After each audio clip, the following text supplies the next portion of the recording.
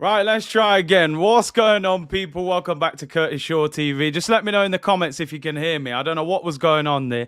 StreamYard had me muted for some reason. Just let me know in the comments. Can you hear me now? Can you hear me now, people? Give me a thumbs up or something. Let me know. I don't know why it was on mute there. Yeah, we're good now. What's going on, people? Welcome back to Curtis Shaw TV. Back with another live stream, and we'll look back over yesterday's game as Arsenal beat Oxford in the FA Cup, and now a nice easy draw away at Manchester City, people. And obviously we're going to talk transfers. We have missed out on the signing of Joao Felix. He's gone down the road to Chelsea. I need thoughts and opinions. Are you happy that we haven't signed him? A lot of Arsenal fans are celebrating the wages that we've saved on social media. I don't particularly care about that. I want to see a team that's good enough to try and win the title. And also Mudryk, it looked as if he was getting closer, but then it slowed down a little bit. So we're going to break all of that down as well, people, as well as the press conference reaction quickly from Mikel Arteta. But I want to talk transfers today. We're briefly going to skip over yesterday's game. Then we're going to talk about Joao Felix. We're going to talk about Mudryk, and we'll also talk about Danilo as well. Apologies for the start there. I don't know what was going off. Big up Amaru said, was that Mudryk disconnecting the cable? It must have been. Maybe he said, I don't want to hear from you. I don't want to hear no talk. Typical wages saved FC. We're celebrating wages. Yes! We've saved wages, people. We have saved wages. Don't worry about signings and winning the league. We have saved wages. All the accountants are out in full force on social media. But I will add balance to the debate.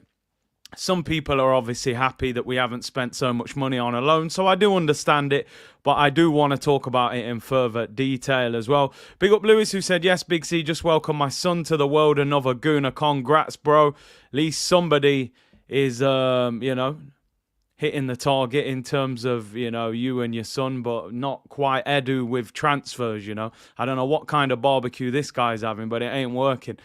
Big up Assassin, who said, big up Curtis, just finished work, stuck in traffic, got you on full blast. Appreciate the updates. Big up yourself, bro. And the accountants are happy. We're in Sambi mode today. Nice and slow, people. But anyway, let's just quickly talk about yesterday's game. I got to be honest, I want to talk transfers and I want to have that discussion, but we're just briefly going to skip through. I haven't done any player ratings. I'm going to go through them quickly. I think we kind of know how most people played, but I am just going to do them the service of going over it. Wenger said wages are like a new signing. Yeah, it seems like they are again. We're celebrating the wages we've saved. 3-0 win against Oxford. First half, I thought we were awful. Didn't keep the ball well enough. Didn't create enough. Second half, we were much, much better. Won the game 3-0. Mohamed El Neni header and two nice one-on-one finishers from Edward and Ketia.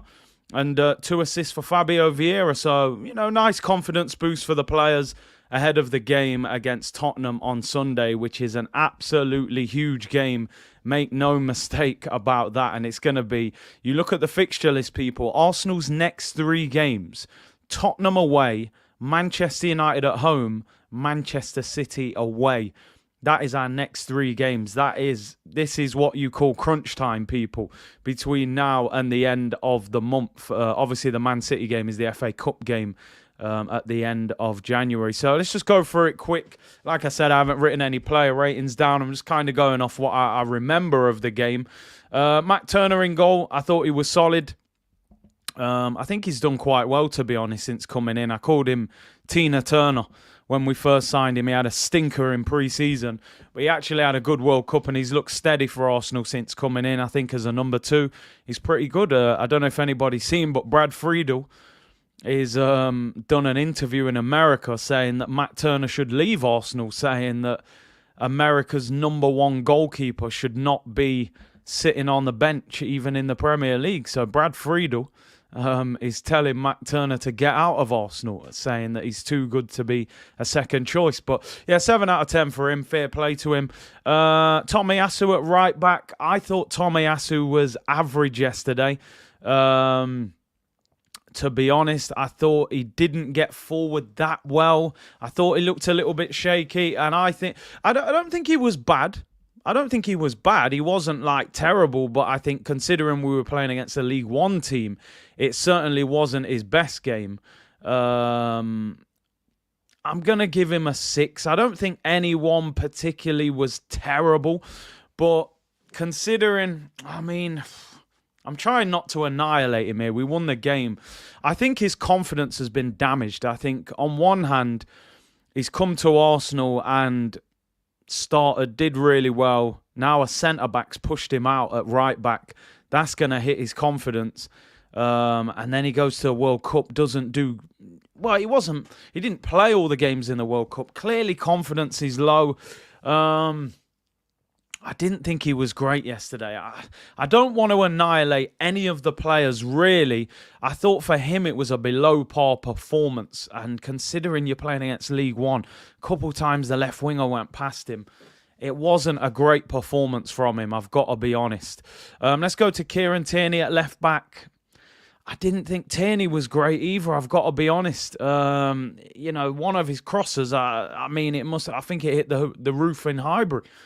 It was a poor cross. He's spamming crosses again. Defensively didn't really get troubled that much. But I don't think there's any time when Zinchenko is fit that Tierney's going to play ahead of him. I think Zinchenko... He's always going to pick him, Arteta, because of his quality on the ball. And I like Kieran Tierney, because we've signed somebody else doesn't mean Tierney becomes a bad player. Because Tierney is still a very good left-back. He would start for the majority of teams in the Prem. Maybe not all of the top 6, but certainly outside he would. But he's not at his best. I'm going to give him a 6, but... It was a meaty performance, man. Man said his shot ended up in Bicester Village. It wasn't great. I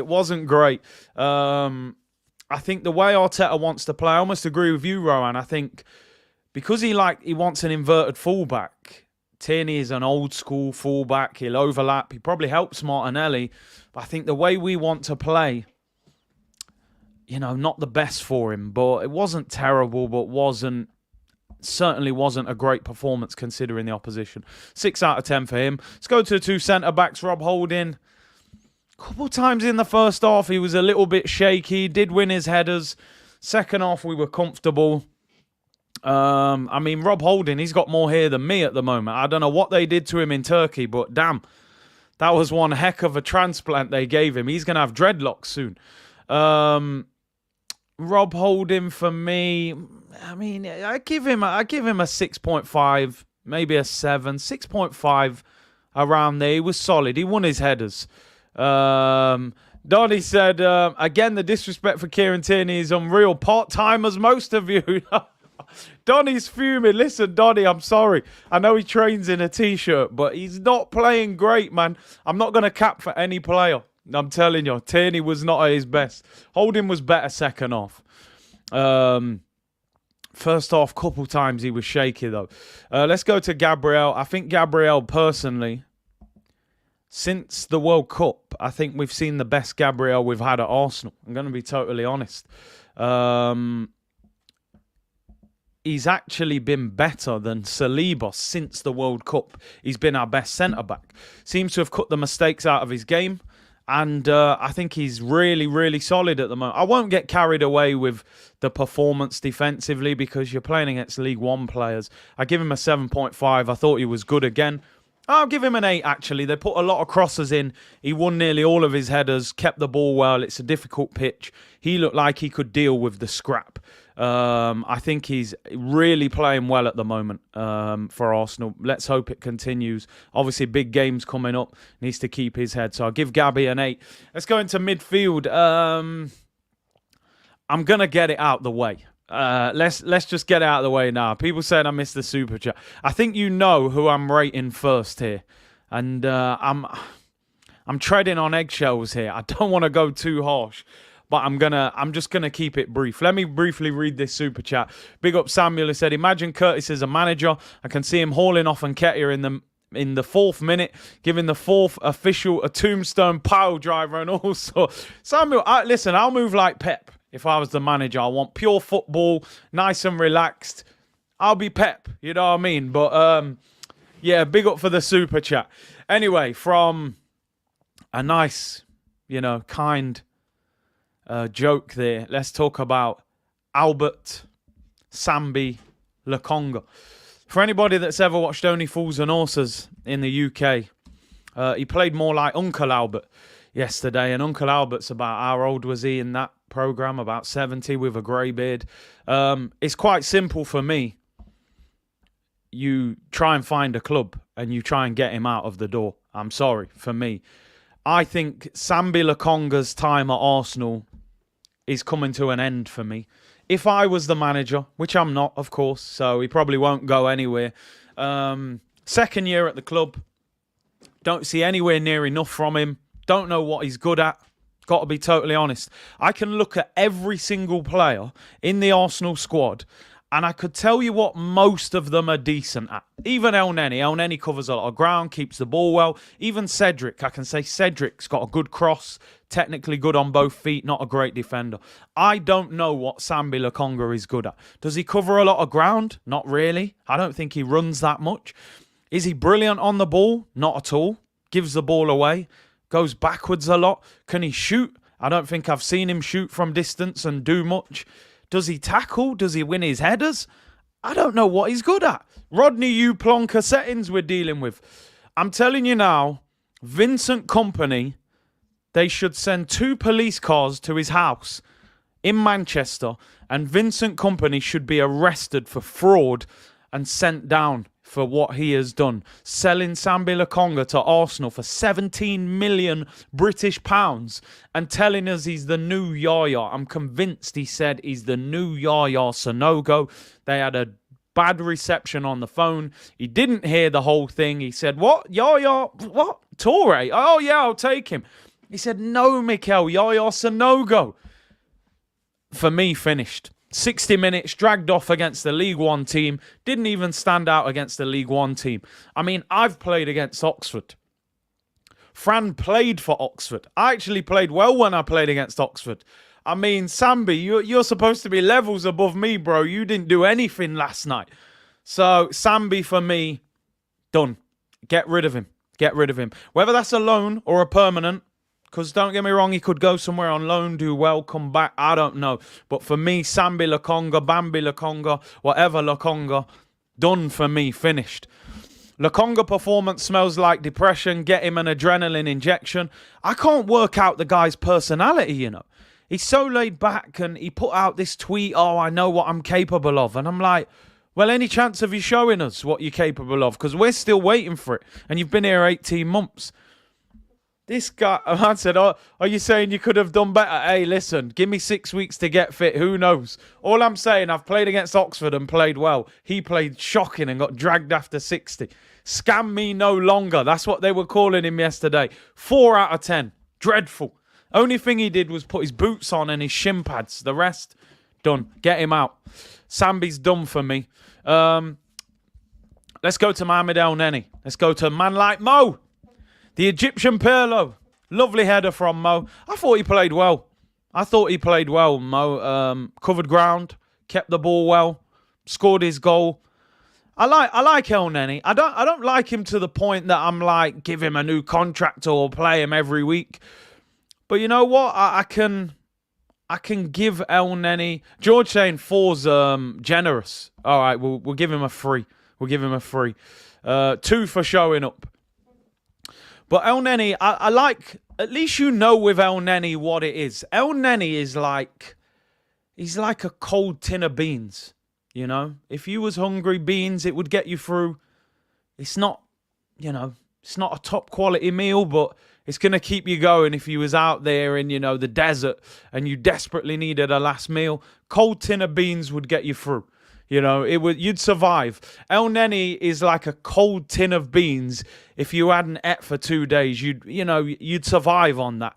El Neni is he's exactly what it says on the tin, people. Do you know what I mean? He's full of energy. Full of energy. I like El Neni. I respect him. He's a club man. He's a smile merchant. I said yesterday we got some smile merchants in this club. You know, they smile, they work hard. There you go, have a new contract. I'm convinced El Neni will get a new contract in the summer because he smiles. You know, you saw him in the documentary. He smiles. He trains well. He'll get a new contract like Rob Holding. But big up El Neni. I give him a 7.5. He scored. He was solid. I thought he did well, Mohamed El Neni. Do you know what? I'm going to give El Neni an 8 out of 10. And because I've compared him to Cold Beans, I'm starting to regret that. I think that's a little bit harsh. But I know what I meant at the time, and I kind of know what I still mean. So I'm going to give him an 8. I'm going to give the Cold Tin of Beans 8 out of 10. HP or Heinz, you decide. But an 8 for Mohamed Beans on Toast El Neni.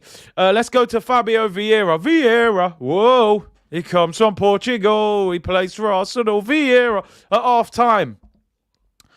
I'm sitting there at half-time saying, we've signed an absolute lightweight from Portugal, getting caught in possession. And then by the end of the second half, I'm like, do you know what? I can see why we bought him now. The difference between Sambi Lokonga and Fabio Vieira. With Fabio Vieira, a lot of the time when I watch him, I'm kind of like, not sure whether we should have bought him 35 million. But he shows those moments.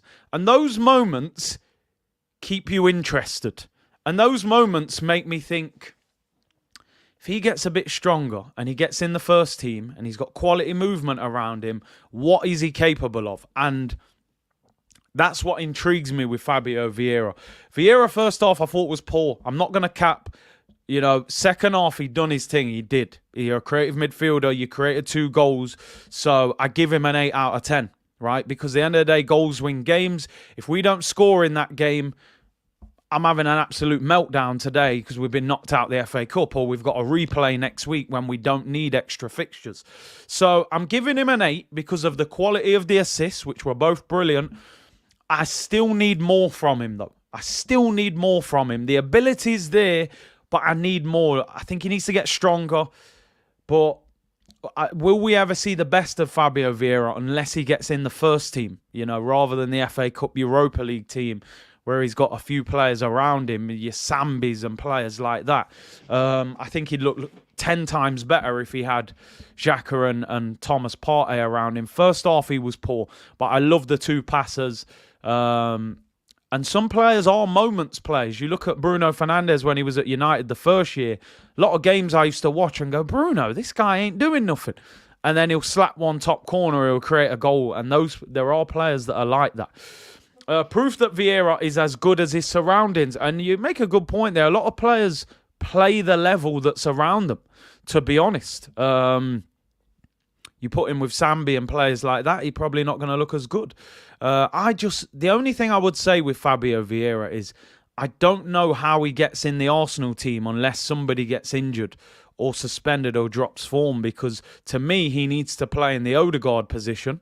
I don't think he looks great when he plays out wide. I think he's better in the 10, but would he get in the team ahead of him? I'm not sure. So I'm going to give him an 8 out of 10. Great chances created for the goals. Still need to see more from Fabio Vieira, but at least we see them glimmers, them moments of quality. Let's go into the front 3. Bukayo Saka, don't think he was great last night. Wasn't terrible. Doubled up on him every time. They kicked him. He ended up limping off the pitch in the end. And yeah, I give him, I honestly don't think he played that well. I'll give him 6 out of 10. I'm going to be honest. I love Saka, but he wasn't great. The good news before we get into it is Mikel Arteta confirmed that he's all right. He said it was just a kick, which I thought it was, to be honest, when I seen him high-fiving Eddie after his second goal. For a start, to give him a little bit of a defence, should he have been playing this game in the first place? I would say no. And I know some people say it's easy to say that afterwards, but I was saying that before the game. Surely Marquinhos should have played out wide ahead of Bukayo Saka. Saka's played far too much football. He's gone to the World Cup. You know, he basically hasn't had a break. He went to the Euros last summer, played the full season, came back after a short break, went to the World Cup. He shouldn't have been at this game, in my opinion. He wasn't great. 6 out of 10. Worked hard. Wasn't overly effective. I'm just happy that he's not injured. We got a massive game on Sunday against Nando's. Paddy said, watching from Dublin with the signing of Mudryk, it looks like Mikel sees him as the future left wing. Martinelli soon to be a bench option. Listen, he better not be. You know me, I'm Martinelli FC. I'm not trying to see Mudryk replace Martinelli. I want to see if he can play with him. So good news, Saka not injured. Wasn't at his best, 6 out of 10. We move. It's not the end of the world. Martinelli on the other side, he was lively, but again, I don't think he played that great. You could say Smith Rowe would have started if he was a little bit fitter, but I don't think he was going to risk him from the start. Obviously, we're short of options. We could have played Nelson if he was fit and Marquinhos and rested both of them. I'd probably give Martinelli a 6.5. I think he was a little bit better than Saka, but not much better. I give him a 6.5. 6 says Francesco. Temi said 7. Franklin says 5.5. Mafia Boss says 6. Everybody doubles up on our wingers now. Because they know how good they are. So credit to them. And maybe that's why Eddie Nketiah is benefiting. Let's give Eddie his rating. I'm going to give Eddie 9 out of 10. I'm going to give him a 9 out of 10. You're a striker. This game for Eddie is a no-win situation. You're playing against a team from League One. If you don't score, people like me will be going, what the hell was that last night? You missed chances against some League One bums, blah, blah, blah. And if you score, people say, well, it's just League One, you're supposed to score. Listen, we're purely looking at this one game. He didn't get a lot of the ball first half. Second half, take nothing away from him. They are two brilliant finishers. Simple as that. Calm, collective, 4 goals in 3 games. And that's all he can do. That is all he can do. Simple as that. To shut people like me up, keep scoring goals, keep doing the celebration, keep doing your thing. I hope he does his thing. We got big games and we're relying on him. What I will say for Eddie, you've got much, much bigger tests to come over the next couple of weeks. You know, Tottenham, Manchester City and Man United. So let's see what he does. And listen, let's give him his due. Gabby Jesus went 10 games without scoring.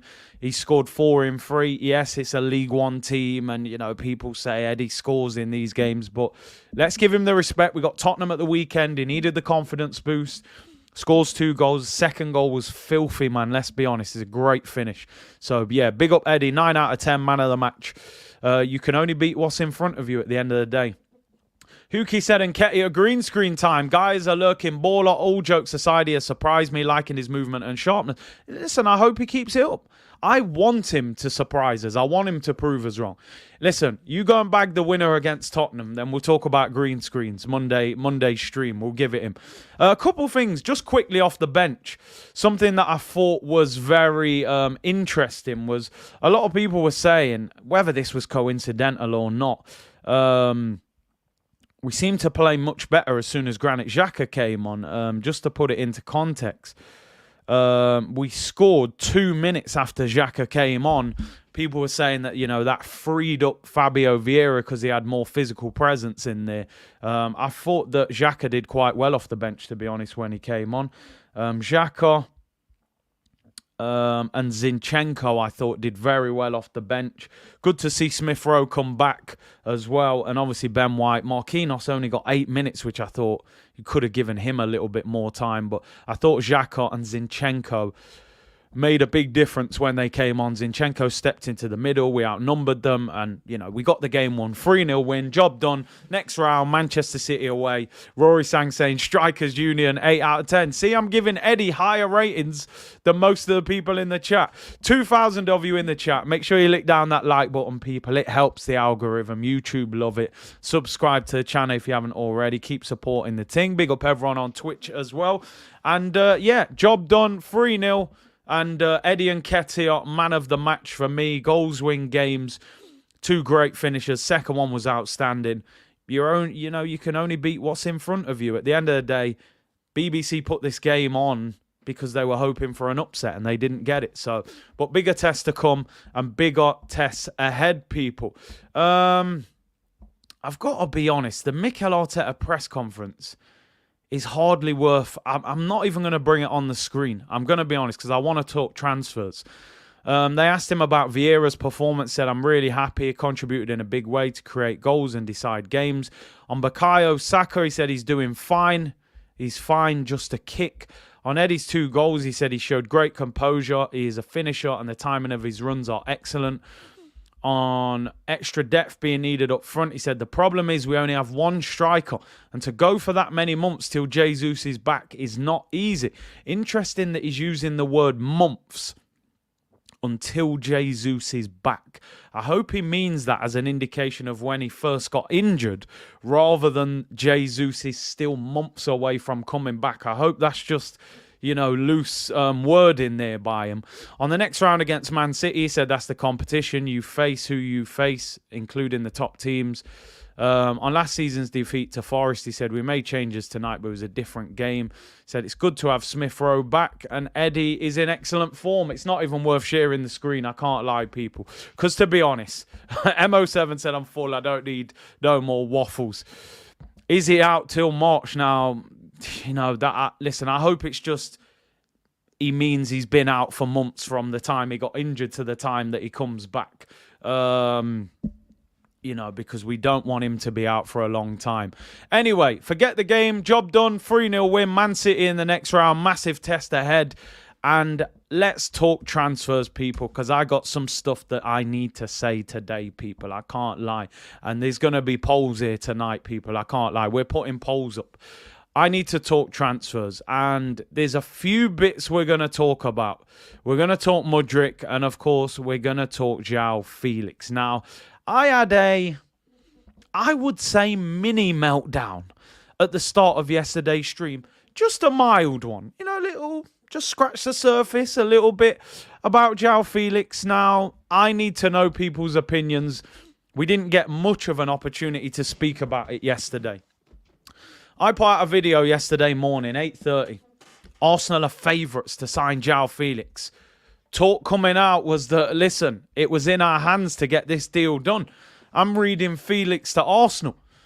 And then by 6 o'clock yesterday, Joao Felix to Chelsea. Here we go. Full verbal agreement reached. Loan move of 11 million euros fee with 100% salary covered by Chelsea before leaving. Joao Felix will extend his contract with Atletico until 2027. He'll fly to London in the next few hours to undergo medical tests and to sign. Now, I'm going to add the balance to this because I do understand why some people are celebrating the saved wages, even though, I never celebrate saved wages. I'm a great believer in, listen, just try and win the trophies. The money's there. They're not broke. Now, Arsenal, for me, with the Joao Felix situation, the only reason I feel like Arsenal walked away from this is, look, he's extending his contract till 2027. So in reality, you're not signing him at the end of this deal. I don't know if anybody's heard the news today, but apparently Diego Simeone is going to resign at the end of the season, which I would imagine Atletico Madrid would have said to Joao Felix, listen, you're in a bit of a rut right now. You've fallen out with Diego Simeone. You go on loan for 6 months, get your mojo back. We pick up 11 million euros, Atletico. Get your wages covered. You come back in the summer. New contract. Simeone's gone. They get a manager in who plays more exciting football. Joao Felix continues with his Atletico Madrid career. Chelsea, thanks for the money. You're not signing him. Now sort that mess out over there. So, on one hand, I am going to add some balance to the debate. I understand from an Arsenal point of view why they would walk away from that. He's basically gone Ibiza for the summer. He's gone to Ibiza for the summer to sell tickets outside the nightclub. He's on vacation at Chelsea. I've come here for 5 months, hotel, all-inclusive, and I'll play false nine and then go back. Thanks for the 15 million. But on the other side, because there are a lot of people on the other side as well, a lot of people on the other side are saying, listen, Arsenal have a unique opportunity here to win the Premier League. We may not have this opportunity for a number of years in the future. Joao Felix would have been a very exciting player between now and the end of the season. And if Eddie gets injured, we don't have a striker. That's the crazy thing about Arsenal. You don't look at many teams around the Premier League and think, well, if that striker gets injured, they don't have another one. We don't have a striker available at the club. So, listen, I can understand why Arsenal didn't sign him. I'm disappointed because it's a player that I really would have liked to have seen at Arsenal. I just think the fact there was no opportunity to buy him at the end of it is why we didn't get the deal done. So I've calmed down a little bit from yesterday. Yesterday I was fuming. I was like, I don't care. I don't care because this news about him extending his contract was not there. But Fabrizio has tweeted it today. I mean, don't worry about the love heart, mate. By the time you realise that you play for Chelsea, you'll be flying back to Madrid, mate. You know, there ain't going to be no love hearts at Chelsea. They're going to, 5 months and he's out of there. So, listen, am I a little bit disappointed we didn't get Joao Felix? Yes, because I think he's a very good player. I think he could have slotted into this Arsenal team and I think he would have suited the system of how we play 100%. I feel that the lack of opportunity to buy him is why the deal has not happened. The only thing that I've got to say, though, about the whole situation, the only glimmer of hope that Chelsea would have is if he goes there and really enjoys himself, does he then turn around to Atletico and say, do you know what? I've loved it here. I suit the Premier League. I know I extended that contract, but I want out of it. That would have been the only glimmer of hope for Arsenal. Let me get it off the screen. It's painful to look at. So, and just to put things into perspective, Arsenal took Martin Odegaard on loan from Real Madrid with no option to buy. There was no option to buy for Martin Odegaard. All they said to Arsenal was, if we sell him, you get first refusal on him. There was no pre-negotiated price. There was no transfer. And Arsenal fans didn't complain when we signed Martin Odegaard on loan. I didn't hear anybody go, oh, Odegaard was on loan with no option. We needed a creative player, and we got him in. So, listen, I can understand from both points of view. I'm going to be totally honest, right? This is just me as a fickle football fan, because I am a fickle football fan, people. I don't care. I don't care about the money. If Arsenal would have signed Joao Felix today, I would have dressed that deal up and made it sound positive. I would have said, what? 11 million euros? That's about £9 million. He cost 100 million from Benfica. He's a great player, technically gifted. He'll look great in our front three. I don't care because the money don't mean nothing to me at Arsenal. I look at it like this. You want 3 kits a season, 10, 12 training kits. I wouldn't have had a problem with them going for that deal. But the way they look at it, it is what it is. They're trying to look after the pennies. But my thing is this. If you don't buy Joao Felix, make sure you buy someone. You can't leave us empty-handed like last January when it was Vlahovic and then no one else. They've got to get somebody else, would be my point of view. Huki said Chelsea paying 20 million for 4.5 months to get Conference League. SC Guna, thank you for the super chat. We need a winger, striker and centre mid. The odds of no injuries for the rest of the season are low in my opinion. Listen, Arsenal need to roll the dice, right?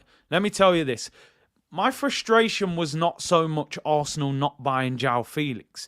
It's more the why do we feel so cautious? I said yesterday, we're top of the league. We need to kick the door off and take everything. Whatever we need, go and get it. Lick off the door like police raiding the house and take whatever's necessary, people. We're trying to win the Premier League against Pep Guardiola's Manchester City. If you start penny pinching in a January transfer window, you're not getting anywhere near them. They will put their foot on the gas. Haaland will score about 40 goals. De Bruyne will get about 20 assists. And they'll pull away from everyone. So, not signing Joao Felix, all right, cool. I can live with that. I understand why you didn't. Even though it's not my money, I would have probably taken the risk. But you have to get an alternative. You can't say, well, we tried to get Joao Felix. He was too expensive. And, we're just going to stick with Eddie until Gabby comes back from injury. That's not enough. You got to get someone else. Don't leave us empty-handed. We've got an unbelievable opportunity here. You've got to go for it. That's all I want to see, people. I want to see Arsenal go for it. I don't believe this opportunity will necessarily be there next season. So they need to go for it. Just to give anyone a bit of perspective as well, I'm not even going to bring the story up. Atletico Madrid are in talks with Barcelona to sign Memphis Depay, people. Now, again, this is where my mood starts to change again, people. Because for me, and I've said this for a long time, some people disagree. Some people... some people agree. I think Memphis Depay, and the price they're talking about is 10 million euros, according to reports, which is about £7-8 million. I think Memphis Depay would have been a good alternative. I'm sorry. We can dress up Joao Felix and say financially didn't make sense taking him on loan and you can't sign him and he's going to cost a fortune. 10 million euros for Memphis Depay. Now, I'm sorry, for me, that is bad business. I'm sorry, for me, that would have been a no-brainer. I would have signed Memphis Depay for 10 million euros all day long. All day long. Permanent deal. Can play in that false nine role, can play off the left. Vice-captain of Holland. Scored 20 goals in his last season at Lyon. Got 12 goals last year for Barcelona. Looked decent in the World Cup. And as I said, I have no problem if Arsenal don't sign Joao Felix because they don't want him on loan with no option. But Memphis Depay for 10 million euros. If you can give me a better alternative for that price, I'll be shocked. I'll be absolutely shocked. So, 6,000,007 said, Big C, bring up Felix stats, please. He has never got double figures in 4 seasons. My humble opinion is his potential has been way overhyped, said 6 million. Assassin said, after several hours of negotiations, Mudryk representatives have finally agreed that today is Tuesday and tomorrow will be Wednesday. That's about where we're at, to be honest. So I've got to be honest, people. I'm keeping it 100. I'm more disappointed with this deal than Joao Felix. I really am. Joao Felix, biggest season. Yeah, 4 seasons at Atletico. Hasn't hit double figures. 8 was his highest. Benfica was his biggest season. 15 goals back in 2018. But as I said, I always think with Memphis Depay, he gets this kind of reputation that he's a flashy guy and he flashy cars, rap videos. Oh, he's got a bad attitude. No, he's just a flashy guy. You know, he's vice captain of Holland. He was captain at Lyon. Look at the teams he's played for: Man United, Lyon, Barcelona. 20 goals, 12 assists in the 2020-21 season for Lyon. Last season, 12 goals, 2 assists for Barcelona. I think we should have signed him. I think we should have gone for him. I really do. A1 Guna said, we don't need Depay, Curtis. We have Lakonga. Listen, anything to do with Lakonga, then it's a write-off. Zhao's on vacation. He'll be sightseeing in London, people. Now, Memphis, that is a damn deal. Sign him up. I'm personally very disappointed with this one. And this is what I'm saying. It's about reactions. React. Arsenal, please. I feel like we're not reacting to the situation. Atletico, yesterday, Joao Felix out the door. Today, Memphis Depay, talks, negotiations ongoing. Straight away. Arsenal lose Gabriel Jesus the first week of December. Second week of January, we're still going, so what are we going to do about this striker situation then? Like the reaction, just be proactive, please. Just go and get somebody of quality. There are players available. You know, I'm frustrated with Memphis Depay. I think we should have gone for him. And I think he plays quite a similar role to Gabriel Jesus. A bit stronger, in my opinion, a bit more physical. I think we've missed the trick with Memphis Depay. Only my opinion, but we're running out of alternatives in terms of strikers. So, anyway, Joao Felix to Chelsea, Memphis Depay looking like he's going to Atletico Madrid to replace him, people. So, let's talk facts and let's look at who we are trying to sign. No point me spending time crying over spilt milk. You know, Joao Felix will play for Chelsea and Memphis Depay will play for Atletico by the look of it. Keith said Depay would have had something to prove. 100%. He came here at a young age, left winger, didn't work. They consider him a flop at Man United, rebuilt his career as a striker. I think he would have been up for it. I really do. But Arsenal need to react, man, quickly. So let me try and give a little bit more positive news, although even this story doesn't fully end the way I would like it to. So last night during the stream, Arsenal against Oxford, it was breaking all over the place on Twitter. Arsenal are close. We're so close we can smell his aftershave, people. I mean, when the report comes out that we're close to being, having the deal done for Mudryk. Like, how close? How close is close? Like somebody said in the stream last night, England is close to France, but you still wouldn't want to swim there. It's far enough.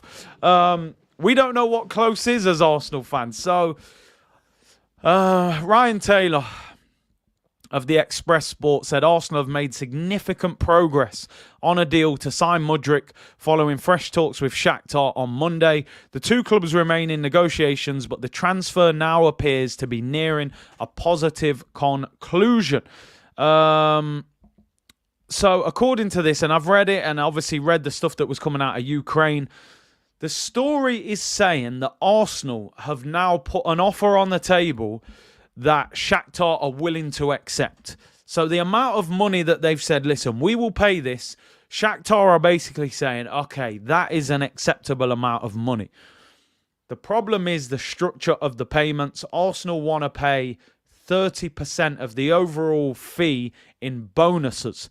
And apparently some of the bonuses are things like Arsenal winning the Premier League and things like that, which obviously we could win it this year, but we might not win it. We haven't won it for about 15 years, or what is it, 18 years? So Shakhtar are probably thinking, well, hang on, we could be waiting for that bonus for a long time. They want 20% in bonuses and 80% of it up front. So they're 10% away from effectively getting the deal done. Just get the damn deal done. So this was the positive thing. We thought, okay, we're making progress there. It sounds as if we're close to getting this deal done. Let me just read out these super chats. Latte said Arsenal will sign no one in January, Big C. I mean, I don't want to speak it into existence, but like I said, I felt like Dre hit the nail on the head yesterday. He said Arsenal's January signing is Emile Smith-Rowe. And I know what he means when he says that. We've been there before. I hope we're wrong, though. Plus said, same way you were disappointed for not signing Basuma for 26 million. Have you considered if Depay suits Arteta's style? With Basuma isn't great on the ball, right? Basuma was just a very good player that we wanted. Let's face it. Basuma and Thomas Partey, how are you going to progress the ball? But he was a good player, and 25 million, I think we should have grabbed him anyway, even if he didn't play every week. I actually think that Memphis Depay does suit our style of football, because if you look at the way Barcelona play, you look at the way Lyon were playing at the time, they had players like, obviously Aouar and Paqueta. They play nice football. I think Depay can play like that. But do you know what? I don't even want to harp on about it, because we're not even being linked with him now, and it looks as if he's going Atletico. So it is what it is, people. So, part one, Arsenal have made significant progress in talks to sign Mykhailo Mudryk. Then we hear today, so this was the first bit. So we're thinking, yep, deal's close, he's on his way. Maybe we'll even have him for the Tottenham game. Some people have been saying we might have him for the Tottenham game. So I'm like, all right, cool, I'll take that. Then the Athletic come out with this a couple of hours later.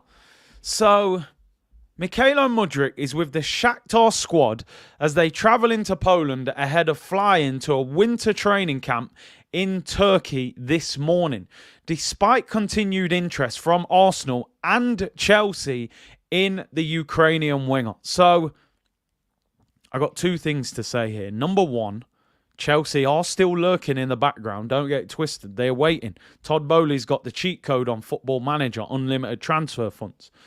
Second of all, if you're close to signing a player for a record transfer for Shakhtar Donetsk, this will be their record sale of all time, the last thing you do is put him on a plane, fly him to Poland and then to Turkey to do warm weather training camp with a risk that he gets injured and you've lost the sale. So clearly, when they say we're close to having this deal tied up, we're not close enough. We're not close enough, people. You know what I mean? We're not close enough. I remember years ago, I was walking through Nottingham town centre, right? And there was all this commotion. I thought, what's going on here? And I heard people like screaming, ah! I'm thinking, what's going on? As I'm walking a bit further down, Rihanna is in the town centre. She had a concert that night in Nottingham. She'd come into the town centre with security. She was going shopping. I think she was in Foot Locker. So I'm hearing all this screaming. So what am I going to do? Write a story and say, listen, me and Rihanna, mate, we were close. We go way back. Close, but I wasn't that close. And I feel like this is Arsenal and Mudryk right now. Yeah, you're close, but you ain't close enough. Because if you were close enough, he wouldn't be getting a flight to Poland to go warm weather training in Turkey, bruv. What is Edu doing? What is Edu doing? Please, somebody inbox Edu. Put down the barbecue, put down the cigar, and do some business. Because I've had enough. I've had enough, Robbie. When's it going to end, Robbie?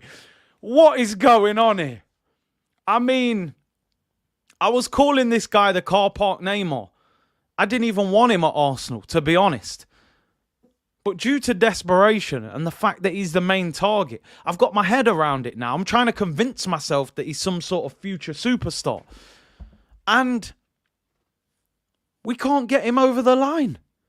I mean, I'm not being funny. I'm here to speak some cold, hard facts today, people. I have to speak cold, hard facts. Remember when Rafa Benitez pulled out the paper in the press conference? Fact. I've got to tell people facts. I need to understand why Mudryk is so expensive. I looked at this today. Mudryk. I got to share the screen on this. I need people to see what I'm seeing it. Because I want to know what's going off. Yeah, man, me and Rihanna, we go way back. It was only when ASAP Rocky turned up in the Lambo, it all went pear-shaped. This is Mudryk's stats. And it ain't all about stats. Football is not all about stats. We are stat mad nowadays. Let me zoom in on this. But I'm looking at this. I'm going, so Shakhtar Donetsk. 3 games, 11 and 12. So let me get my maths out. 6 games plus the 11, 17 plus the 12. So he's played 29 league games in his career at Shakhtar Donetsk. 29 league games. And he's got 9 goals. Now, obviously, if we look at it just this season, 12 games, 7 goals, 7 assists. He's had a red card as well. And in the Champions League, he's done well. 6 games, 3 goals, I believe 2 assists as well. So I give him some credit for this season. But at the same time, I'm trying to figure out why he is going to cost so much money. Yeah, I get it, he's quick. Yeah, I get it, he's exciting. He's one of their own. He came through their system. You know, they're not just going to let him go for cheap, but they're putting 100 million euros on the man's head. Assassin said Damari Gray stats. Like I said, people, I'm not writing him off, right? Because it ain't all about stats. We know this. But 100 million euros. He hasn't played 30 league games in his career. 100 mil. Come on. I think Arsenal need to... And this is what I'm saying, people. When I'm saying, yo, Memphis Depay, 10 million euros. And people are going, boy, I don't know about Memphis, 10 million euros. That's a bargain. Established international player. Goals. Listen, he could turn out to be a world beater. I don't want anybody to think I'm, just writing him off. And Ukraine, 2 games in World Cup qualifiers, no goals. I mean, 100 million euros. I don't see it. I don't see it. Abhinav said, Curtis, are those your stats? I'm telling you, they're probably similar to my stats. I scored a few more than that. But yeah, you know what I mean? 100 mil. 100 mil, bruv. Come on. If we end up dropping 100 million euros on him, we've been bumped, I'm telling you. It's you can't justify that kind of money. You just can't, people. But listen, Matt said, listen, Could close maybe if come on, he's good at yellow cards. Latte, bro, 100 million. Man are asking if they're my stats. Man said, aren't they your stats? Retired footballer stats, not 100 million stats. Jeez. I don't know what they're doing to us. They must have evidence. They must have dirt on Arsenal somewhere. Big up the Southern Goon. I hope you're well, bro. Arsenal never learn. Get ready, people. Deadline day madness is looming. Do people realise this is only one player we are struggling to get? What is Edu doing? We could have got Zaha and Tielemans for what they are asking. It's just at a point where it's like we're top of the league. We have an unbelievable opportunity. And you're like, people going, oh, we're only 5 days into the window, 7 days, 8 days. Now it's 10 days. This is the crunch time. We got Tottenham this week. We should have had a new signing in the squad this week. I doubt we will now. We got Man United next week. Then we got Manchester City. We'll probably play all 3 of them games and then sign someone afterwards. Just to put things into perspective, by the way, because I'm here to speak facts today. Rafa Benitez, I'm pulling out paper, right? Did you know, by the way, that Shakhtar Donetsk's last game was on the 23rd of November? That is when their season finished, right? They finished second in their league this season. Dnipro are top. They haven't played a game since the 23rd of November, right? So in reality, if Arsenal did pull off a madness and breaking news, here we go, Mudryk, we got him, and you get him to Arsenal this week, it hasn't played in nearly 7 weeks. So he's probably not even match fit. So you drop 100 million euros on him. He comes in and he goes, not even fit, mate. I haven't played a game for 7 weeks. You better get me on the training ground and get me running. He's not even match ready, people. So it's like, listen, if we get him, again, I'll be shameless and I'll celebrate it and I'll big it up because that's what we have to do. We have to defend them when we spend that kind of money. But in reality, they have to get alternatives in if this deal continues to drag. We can't sit on our hands for the whole of January chasing this deal. And let's put things into perspective here, people. We need another player. Even if they get this deal over the line and we go, right, okay, that one's done. We need a midfielder. Did you see that midfield in the first half, people? We absolutely need a midfielder. We are a Thomas Partey injury away from having a Bagel in midfield. And you know Bagel's got a big hole in the middle. So they've got to get moving and shaking, people. They have to. And I'm sorry, I know some of it sounds like you'll be thinking, damn, we're top of the league. And this guy, the way he's talking, you'd think it's all doom and gloom. I've seen this story before. I've seen it. And I know how the story ends. So I'm not going to sit here and wait for it to unravel and just pretend that everything's going to be all right. They need to get business done. Atletico sold Joao Felix yesterday. Today they're in advanced talks to sign Memphis Depay. That is what you call being proactive. We've got a situation there that needs addressing. We're going to address it. Bang, get it done. We lost Gabriel Jesus first week of December at the World Cup. It's the second week of January, and we still haven't addressed it. We're close, apparently, to Mudryk, yet he's just caught a flight to Turkey for warm weather training. Imagine he pulls his hamstring. It would be so typical of what... Imagine he pulls his hamstring, warm weather training, and the deal's off after all these negotiations. But anyway, it's the Arsenal way. I don't understand it, but listen, a lot of people saying be patient. I'll try and be patient. Nomad said, does anyone else have the feeling that front office have deer in the headlights for? I'm telling you, I've seen it. I've seen this story before, people. I've seen it. I saw it last January. I've seen it years over the years. Karim Benzema in January. Oh, we're chasing Benzema. Reality, Lucas Perez, Danny Welbeck. Gonzalo Higuain, we're signing him. Oh, we're getting Higuain from Real Madrid. Next minute, he's unveiled at Napoli, and we signed Lucas Podolski. Podolski wasn't bad, but he wasn't, Higuain at the time. We've seen this story before, people, I'm afraid, Cheap options, Yaya Sonogos and that. Alfred said, I don't care if he's 200 million. If that is your target, you pay the price. You get him, gone.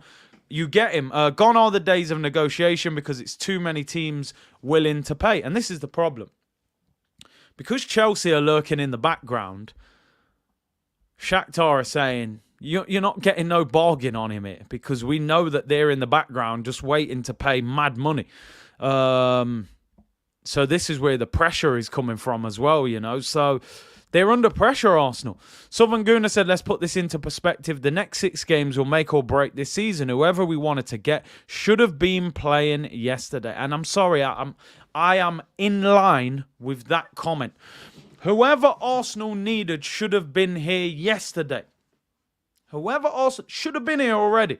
Should have been here. Let me address this one, Mike, because I won't hide from these comments. People questioning my response. Let's go. Charles says, Curtis, you're contradicting yourself. You criticised Edu for not sealing the deal. You're now questioning his own price. Edu is trying to negotiate that amount, so let's be patient with him. Now, how I'm adding perspective is this. I'm purely asking, why is Mudryk so expensive when, if you look at his track record, he hasn't done that much? However, where I'm not contradicting myself, Charles, is if he gets the deal done at an inflated price, I actually won't moan that much because I'll say, do you know what? I think you've paid too much for him, but you wanted him, you paid the money, you got it done. That's what big clubs do. I also understand the way football works. Man United wanted Anthony, right? They overpaid for him. They paid 90 million. But guess what? You can't laugh at them because they picked him. They paid what they needed to pay to get the deal done. And they walked out with their player. If it doesn't work out, people will laugh at you like they did with us with Pepe, like they did with Jadon Sancho. When people spend 70, 80 million, it doesn't work. But you have to applaud ambition. So I'm purely asking the question, why is Mudryk worth 100 million euros when he hasn't played 30 league games in his career?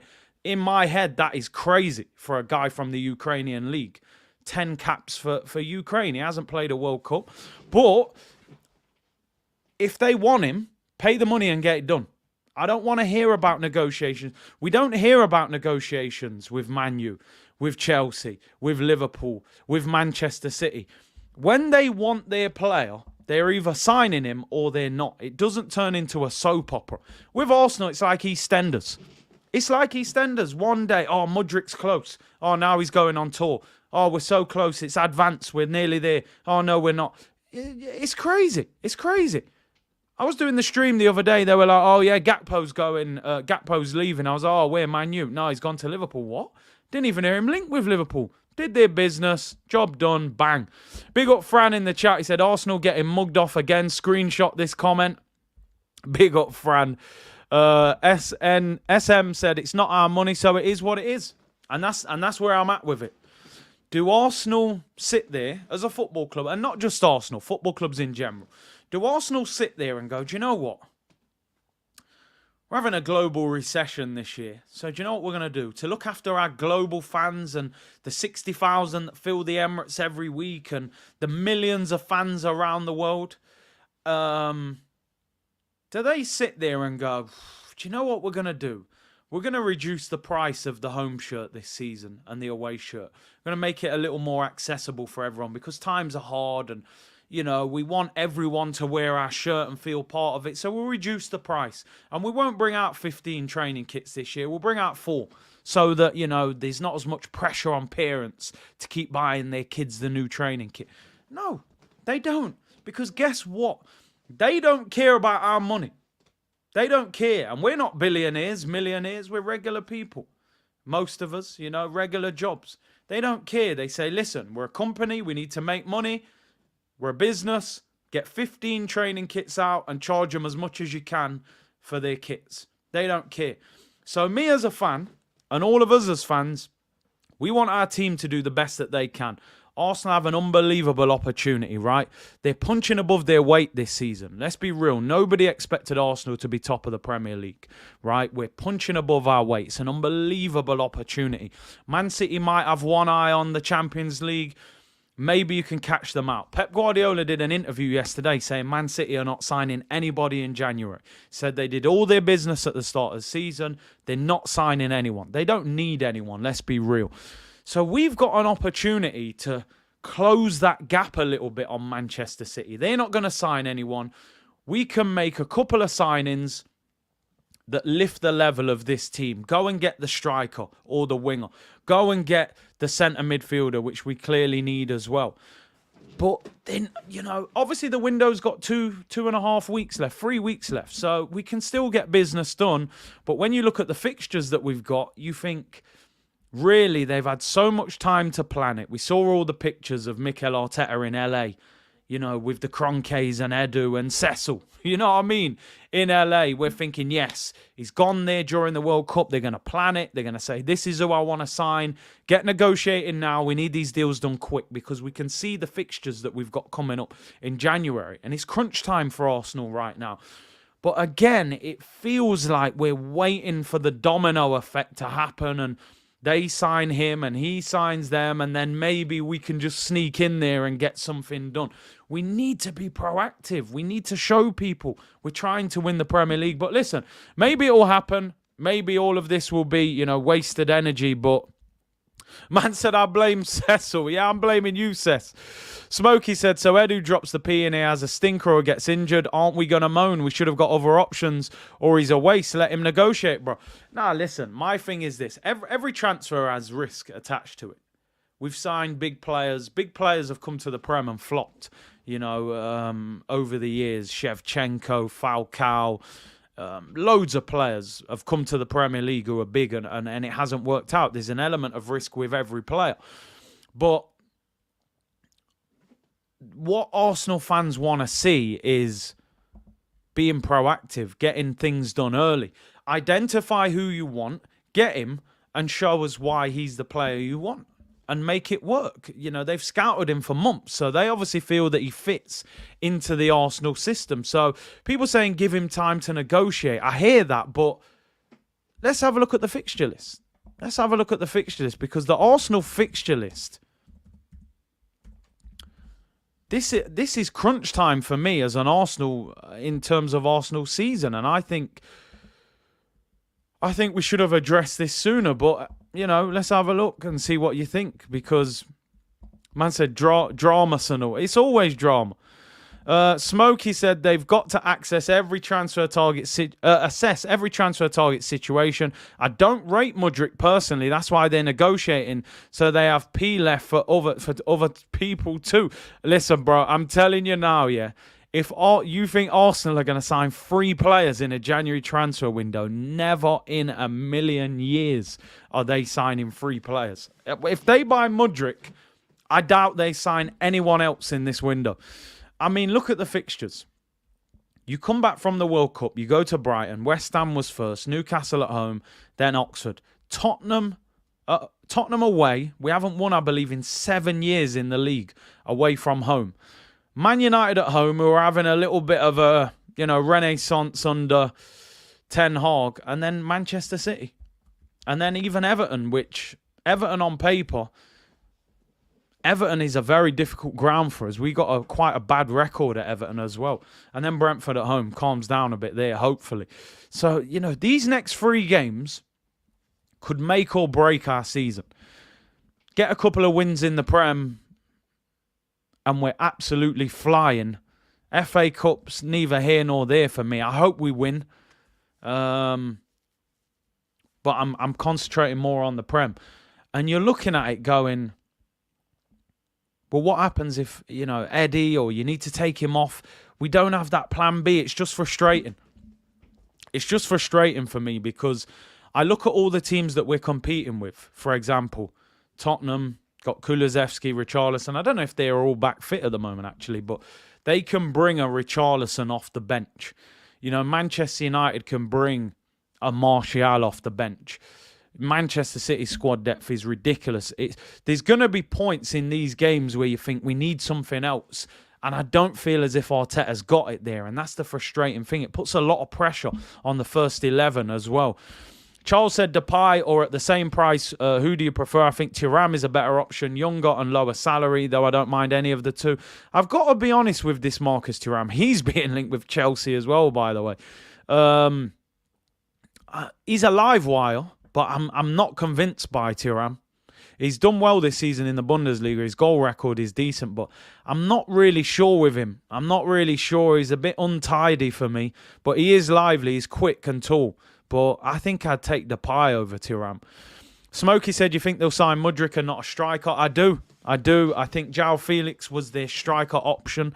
And I think the other thing with the Mudryk thing, which is kind of a little bit interesting for me, is I'm kind of looking at it going, all right, so if we sign Mudryk for 60, 70 million, whatever we pay for him, where does he play in the Arsenal team at the moment? Well, where do you play him? Because I don't think he's better than Gabriel Martinelli at this exact moment. He's not going to play right wing ahead of Saka.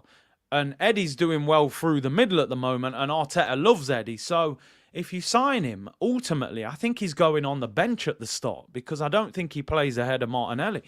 So, listen, we need squad depth. So I'll be happy to see some squad depth there, and obviously Smith Rowe's back as well. But I just kind of feel like we needed the striker more. Does he move Martinelli central? Possibly. A lot of people have said they wanted to see that in the past, see if he can play through the middle. There is an element of risk, obviously, attached to that, but that would be interesting. George said City got a very few tough games ahead as well. The thing with City, though, I remember looking at their fixture list a few weeks ago and going, hey, they got Chelsea twice in a week. That'll be difficult for Man City. And look what they've done to that week. They've got a tough game this week. They've got Man United away, which I think is a tough game for them at Old Trafford. I'm looking at their fixture list now, actually. Let me show you Man City's. Man City have got some tricky games, but... So they've got Southampton tomorrow, EFL Cup quarter-final. Man United on Saturday, away at Old Trafford. They play Tottenham next Thursday, which is a rearranged game that got called off, I think, when the Queen passed away, which is why they fit it in January. Then Wolves at home, and then Arsenal at home, and then Tottenham away. So, yeah, to be fair, they've got a tough run of fixtures there, to be fair. Wolves at home, pretty easy. Southampton. But the rest, Man United away, Tottenham home and away, and Arsenal at home. So they do have a tricky run. But the thing with them, they've got so much squad depth they can rotate. Where with us, we don't really have a lot of room for rotation at the moment. Big up Shaq, who said Mudryk, Martinelli, Saka front three would be frightening. I suppose what you do with it, you move all three of them and just let them do their own thing. Manchester City used to do it. You just move them all around and just say interchange and get all over the place. And maybe you don't actually play with an out-and-out striker like City did last season. So we'll have to see with that one. But, yeah, listen, Mudryk, on one hand, positive, we're getting close, but at the same time, a little bit negative that he's flown out to the warm weather training camp to Turkey today with Shakhtar Donetsk. To me, if Arsenal were very close to having this deal wrapped up at a big, big price, I don't think that Shakhtar would risk him flying out on warm weather training, because I just think they would be looking at it thinking we can't afford him to get injured when he's potentially on the verge of a, £100 million move or whatever, €100 million move. So, yeah, we'll have to see with that one and see how that one materialises. But Mudryk is close, but we don't know how close actually is. Diego said, big up Big C. How do you feel about us sniffing around Hazard? Does he have anything? Listen, I mean, this has got to be paper talk. I don't want nothing to do with this deal.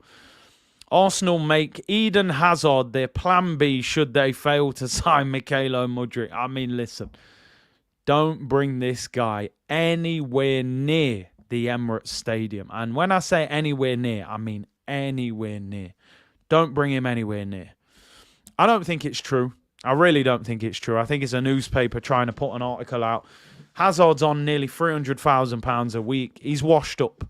He is washed. Let's be real. Hazard at Chelsea was world class. Don't bring this guy anywhere near. And, wing stop, anything like that in London as well. Keep him away. No disrespect. Eden Hazard, we don't want nothing to do with this guy. Maybe 5 years ago we'd have been all over it. But Hazard to Arsenal, I'm convinced it's paper talk. I don't think we're genuinely in for him. Apparently Real Madrid are trying to get rid of him for obvious reasons. he's had an absolute stinker since he's been at Atletico Madrid. So, yeah, Eden Hazard. Probably the silly story of the day. Man said, Plan B Ergo. It's sad, man. It's sad. Robbie said he looked bigger than him in some of the pictures. It's wild because at one stage Hazard was a world beater. But, yeah, man, we don't want nothing to do with that.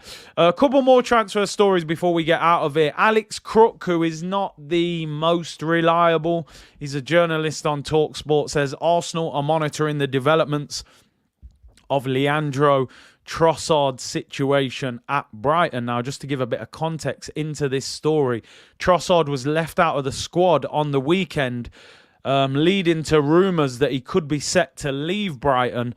And apparently they didn't want him to get cup-tied in case he potentially left in this January transfer window. Now, his contract was set to run out this summer.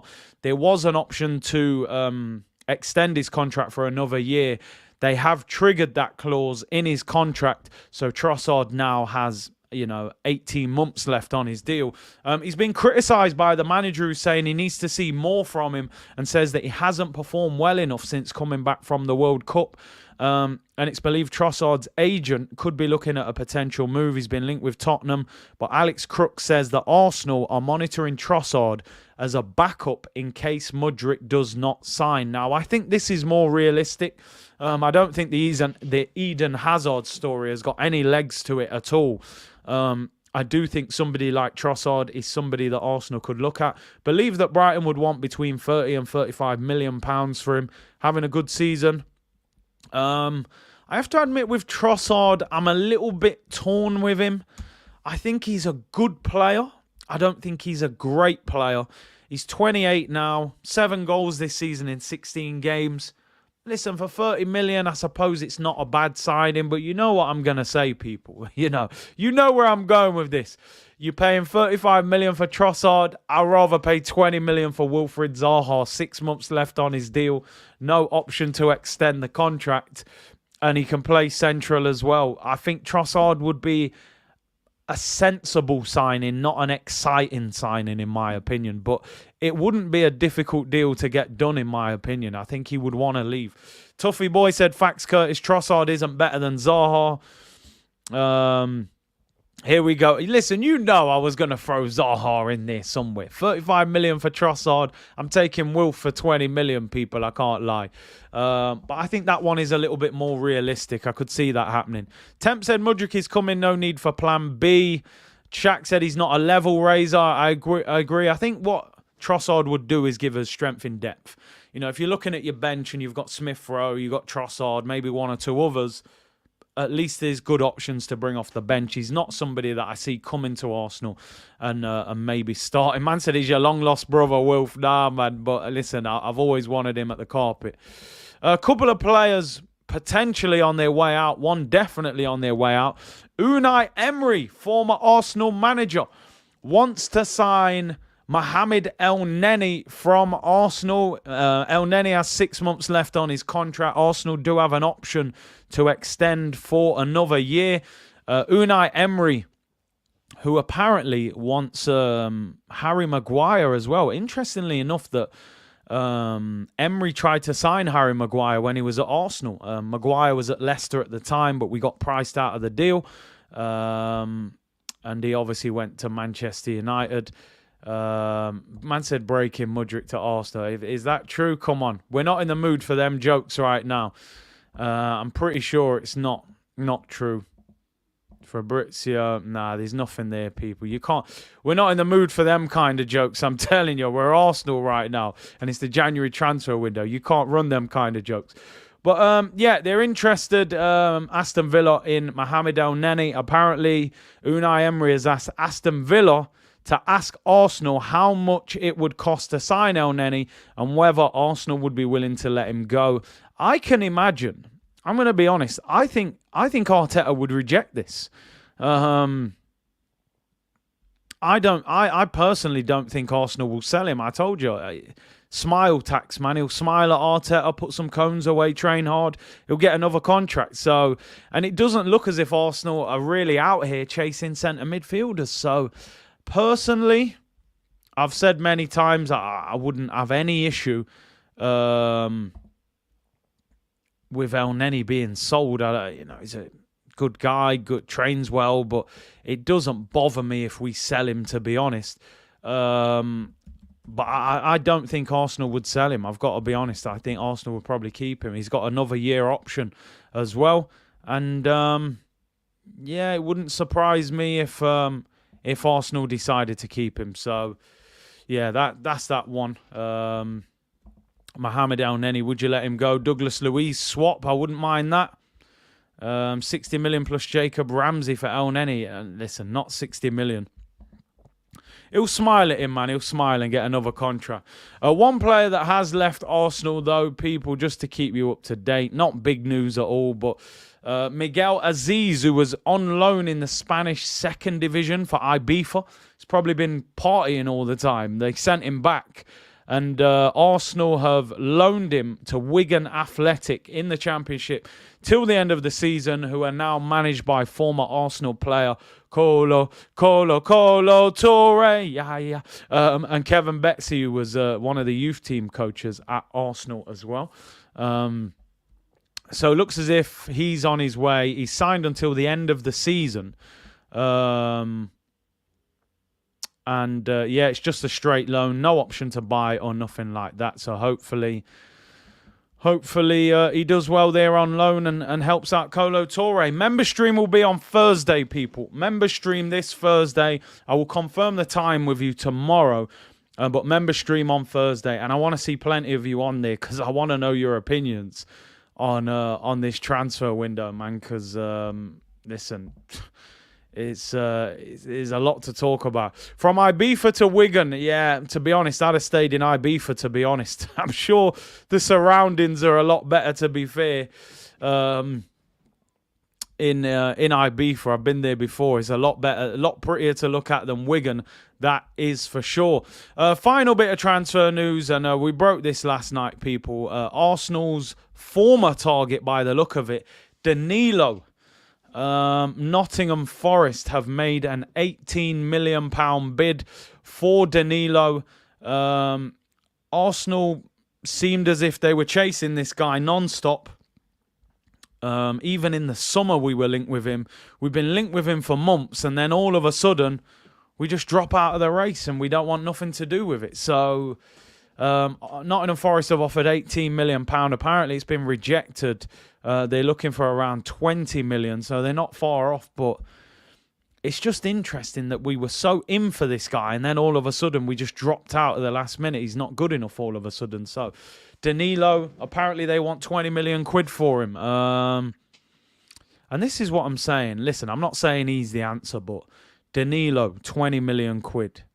Wilfried Zaha, yeah, I'm saying it again, 20 million quid. Trossard, 35 million quid. Tielemans would probably cost 17, 18 million. He's out of contract in the summer. Memphis Depay, 10 million euros. That's 5 players already that you can get in this window that are not going to cost you big money. And there's probably more. They've got scouts all over the world. There's probably at least 5, 6 more that they could go and get that would improve this squad. Member stream works, so basically you can come on the video and we chat and you give your opinion and you know, we interact. So yeah, my members get on for that one. So Thursday we'll be doing the member stream. But listen, they've got options. This isn't like last January where they were like, oh, we've put all our eggs into Vlahovic. There aren't many good options out there.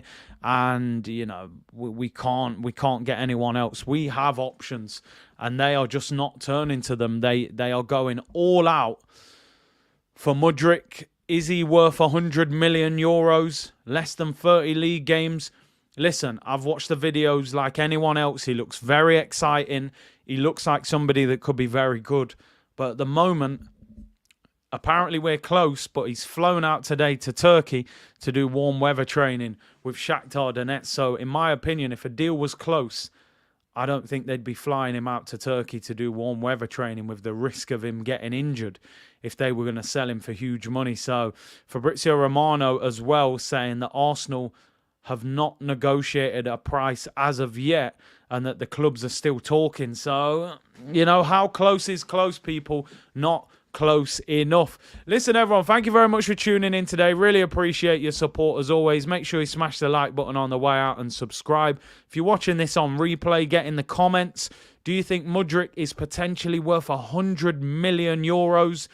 What's your thoughts on Joao Felix going to Chelsea? Have we dodged a bullet, or would you of the opinion that it's not your money and we should have just gone for it? Memphis Depay on his way to Atletico Madrid for 10 million euros. Should that have been a deal we should have gone for? In my opinion, we should have gone for Depay at 10 million euros. But hey, let me know what you think. Thanks very much for tuning in, and I will see you all. I'll be back on tomorrow, people. Enjoy the rest of your day. Bless.